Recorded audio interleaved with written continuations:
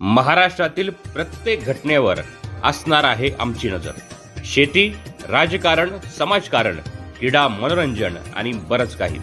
आपण पाहताय महाराष्ट्रातील वेगवान न्यूज चॅनल स्वराज्य लाईव्ह।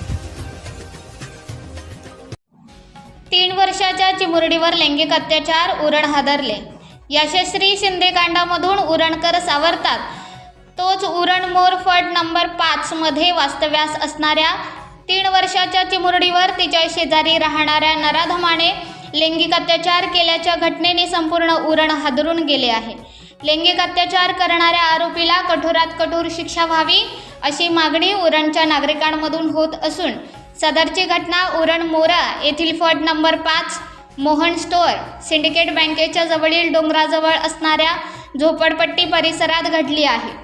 या कामी मुलीच्या आईने मोरसागरी पोलीस ठाण्यात फिर्याद दिली असून फिर्यादीत तिने म्हटले आहे, माझे पती, 2 मुलगे, अनुक्रमे 10 व 9 वर्षाची 2 मुले, 3 वर्षाची मुलगी व सासरे असा परिवार एकत्रितपणे राहतो।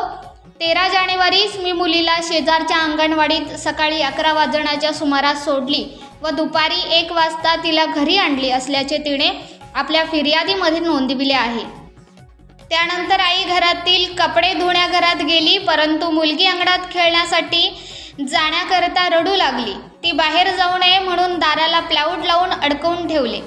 मुलगी जोराजोरात का रडते, त्यामुळे त्यांच्या शेजारी राहणारा दिनेश नितेकर वय वर्ष 50 हा तेथे आला व मुलगी रडण्याचे कारण त्यांनी विचारले व मुलीला त्यांनी खेळण्यासाठी अंगणात सोडले। त्यावेळी आई काम आटपून अंगणात आली। मुलगी दिसत नाही पाहून तिने दिनेश नितेकर याला मुली संदर्भात विचारणा केली असता मुलगी गल्लीत खेळत असल्याचे त्याने सांगितले।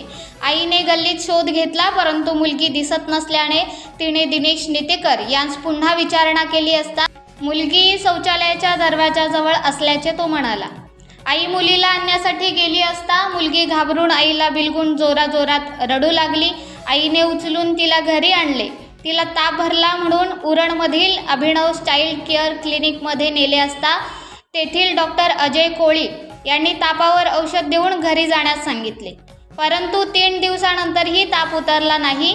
त्यामुळे मुलीला उरणमधील गाडे हॉस्पिटलमध्ये नेले असता डॉक्टर प्रीती गाडे यांनी तिची पूर्ण तपासणी करून गुप्त अंगावर जखमा असल्याचे लेखी पत्र दिले। त्यानंतर आईच्या पायाखालची वाळूच सरकली। तिने थेट मोरसागरी पोलीस ठाणे गाठून याबाबत दिनेश नितेकर यांच्या विरोधात फिर्याद नोंदवली। आरोपी पोलिसांच्या ताब्यात आहे। त्या अनुषंगाने मोरासागरी पोलीस ठाण्यात भारतीय न्याय संहिता 2023 कलम 62(2) बालकांचे लैंगिक अपराधापासून संरक्षण अधिनियम 2012 कलम 4 बालकांचे लैंगिक अपराधापासून संरक्षण अधिनियम 2012 कलम 6 प्रमाणे गुन्हा दाखल करण्यात आला आहे। या संदर्भात मोरासागरी पोलीस ठाण्याचे पोलीस अधिक तपास करीत आहेत।